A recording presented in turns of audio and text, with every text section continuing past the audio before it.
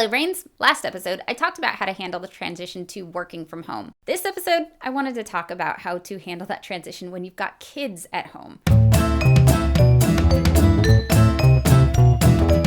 Brendan Mahan is the best person I could think of to talk to. He's a parent himself with ADHD himself. He's been a teacher, a principal, a mental health counselor. He's also the host of ADHD Essentials podcast and hosts parenting coaching groups. Yeah, that's a lot. He also came up with the wall of awful. He's done a whole lot of high-level thinking about how to deal with the challenges and concerns that this community has been coming to me with. So let's talk to him. Hi. So I've got a lot of stressed out parents on the channel that are really looking forward to your help. How do parents manage working from home, making that transition when they're also making the transition to suddenly homeschooling children? I think we go big picture before we go small picture. So first off, for the big picture, be forgiving. Okay. This is a rough draft is what this is, because it's going to take a while. It's a marathon. It's not a sprint. So be forgiving in the mistakes that you make and the things that go wrong, and you're not getting as much work done as you want to get done, and neither is your boss. So inhale. It's not about growth, it's about maintenance right now. It's about preventing slippage and loss and regression and keeping kids where they are. Be thoroughly okay at the things that you can be thoroughly okay at, and then it's okay to be crappy at the rest of it. I think a lot of people need that permission right now. I need that permission. I don't even have kids, but my dog, I feel so bad that I can't take her to the dog park, and she's super bored, and I'm like, I'm sorry, mom has to work, and trying to entertain her in between, and I'm like, I'm not giving her enough stimulation. I'm not rising to the level that she needs right now, because I'm not even at the level I need to be at right now. Yeah, exactly. And no one is at the level that they think they need to be at, but we don't need to be at those levels. We just need to get through this with as little pain as possible. Be a little less good than you were a month ago, because a month ago we weren't dealing with a pandemic. So it's okay to be less good. Okay, so our goal right now is to be okay. How do we be okay? All right, so step one, it's a rough draft. So look at stuff as a rough draft. When we're writing a rough draft of a book or a novel or whatever, we plan before we even write it. And so let's do that. Let's start planning. You don't just start writing a rough draft, you figure out what it's going to be about. And the way to figure out what this is going to be about is to look at your priorities. What are our basic needs? Toilet paper. Toilet paper, yeah. Toilet paper, medication, that kind of stuff. Make sure you have those locked in. And then from there, maintaining a healthy relationship with the people that you live with. So wait, so you actually are putting relationships above productivity right now? Absolutely. I'm going to be stuck in my house with my wife and 2 kids, I'm assuming, for at least 2 months. And I'm going to see way more of my wife and way more of my kids than I usually do. And that's potentially a recipe for disaster if I'm prioritizing my kids' schooling and my productivity and my wife's job over my relationship with them. And that means apologize early and often. That means be clear when you need space, be clear when you're starting to get frustrated and annoyed, and preempt those conversations by saying, hey, we're all going to get aggravated with each other at some point, and that's okay. We just need to get space before we're ready to throw each other out the window. So first, figure out your priorities, right? That's step one. The next thing is figure out what your resources are. What do you have available to you to handle the priorities and any challenges that may come up? Okay, so what do you have in savings? Who can you reach out to help if you're struggling, that kind of thing? What's already in your house that you haven't looked at in 2 years but might come in handy? What are some systemic resources that are available, like churches and state funds that you can get access to? And if we're talking to parents, schools are going to be a solid resource for them. And also the internet. The internet is a gigantic resource that a lot of us, if you're watching this, you have access to it, right? So now you know what your priorities are, you know what resources are available to you, more or less, and then what? Then we want to figure out how it's all going to go wrong. Thinking about how things might go wrong is incredibly useful because it lets us get ahead of those potential problems. I love that you include this in your plan. I love that you think of what could go wrong, because I don't. I make a plan and I'm like, everything will go great and this is the plan. And then 2 steps into it, I'm just like, everything's not going right. Yeah, and it does a few things, right? First, I get to dodge stuff. I get to work around the things that are going to go wrong before they go wrong because I've anticipated them. It also, a side effect it's had for me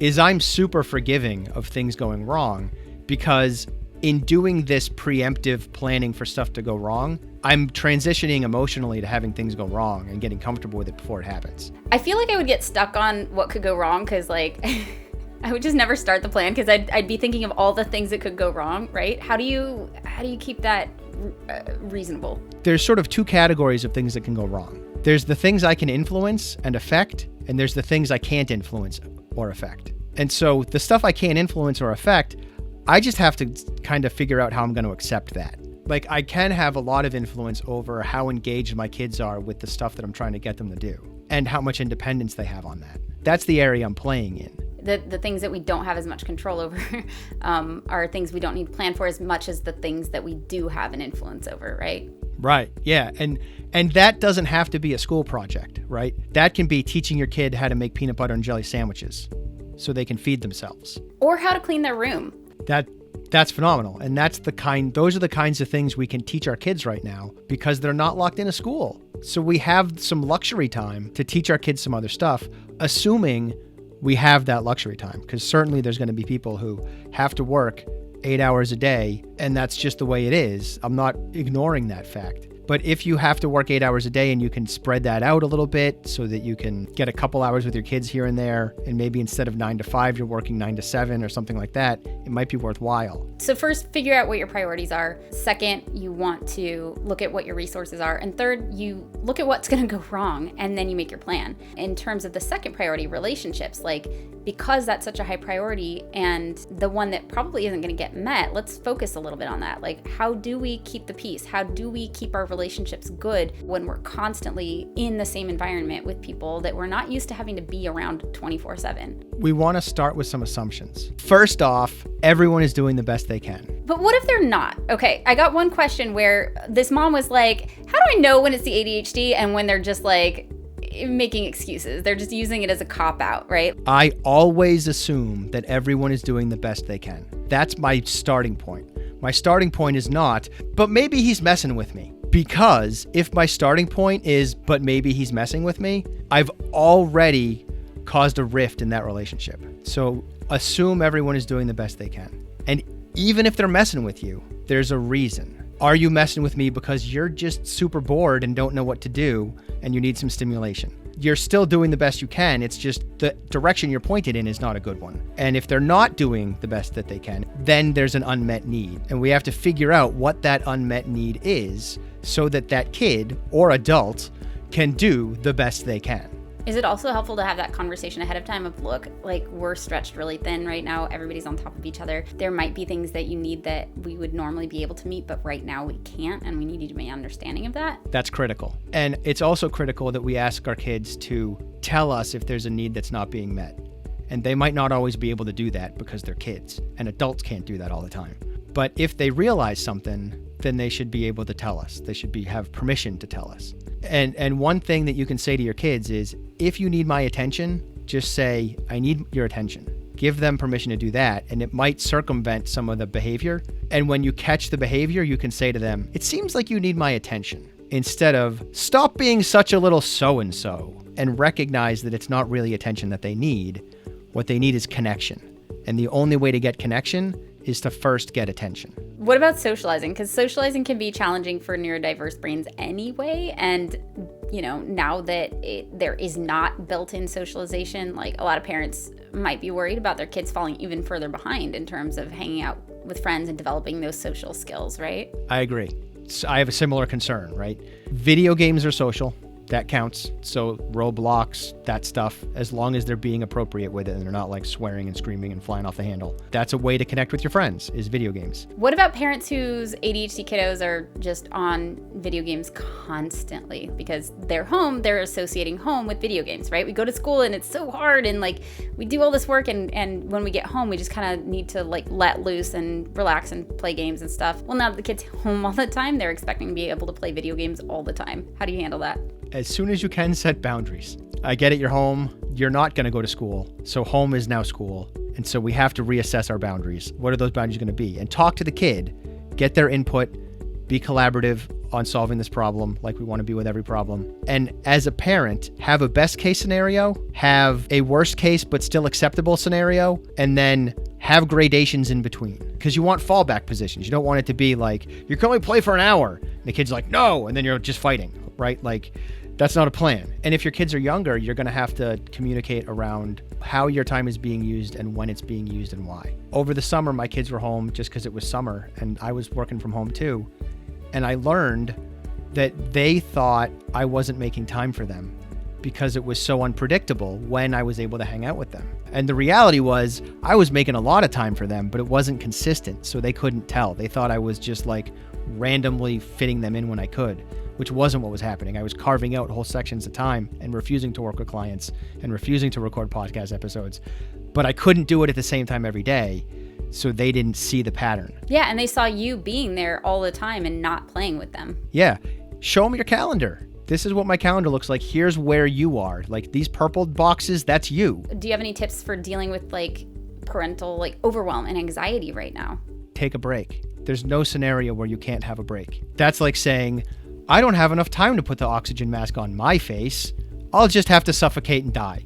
That's not the reality. The reality is you can take a break. Even if you're a single mom and you've got 3 kids and no one to support you, you can still take a break because you can turn the television on and let the kids watch it and get 15 minutes before the ADHD kid wanders off looking for you. And if you communicate to your kids and say, I need a break, so I'm going to turn on the television and I'm going to go into my room and I'm just going to chill out for 20 minutes. And here's a timer if you have one. Tally ho. If you have a timer, one thing that's going to get your kids coming back to you more and more is uncertainty about when you're going to be there if you take a break. So structure the break. Let them know.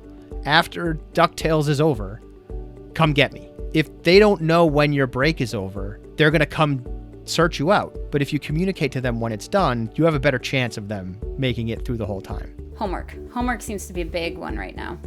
Because a lot of kids had accommodations maybe where they got to do their homework at school and now they're having to do all of it at home. Do less. Yeah. Okay. Guys, stop. Put it down. People, relax. Everyone is in a crisis right now.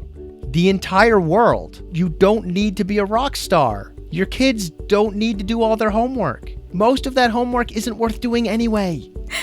And this is from a former teacher and former principal. You heard it. The most valuable thing about homework is that it teaches you how to do stuff that sucks. It teaches you how to just grit your teeth and bear it and push through. All of us are gritting our teeth and bearing it and pushing through right now. You're learning that lesson. So then what does a plan look like? We talked about before we make a plan, we figure out what our priorities are, we figure out what our resources are, and we figure out, what was the other thing?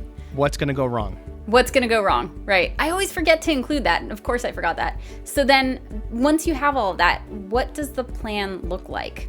How do you put a plan into place based on that? It's going to vary based on family and needs and all that stuff. So let me start there. My plan looks like this. Over the weekend, my wife and I figure out what school is going to look like for our kids. Sunday evening, we talk to them about what that looks like and we get their input and they can change stuff if they want to. Within reason. They get to pick when. And we have cards, and you can do this with paper, for each hour, starting at 9 o'clock and going to about 6 o'clock. 9 a.m., the 9 a.m. card is plan the day, because we talk again in the morning about what the day's plan looks like for each day, which is just a good skill for your kids to have that doesn't typically get taught. So this is enforcing that skill. And the whole process takes 15 minutes. I devote an hour to it. So there's wiggle room and space for things to go wrong. And then right now, 10 a.m. is Kempo. We haven't been great with that, but we're trying. And then 11 o'clock is English class, sort of. They're doing this online comic book creation class thing because there's online resources, so we're using that. Noon is lunch.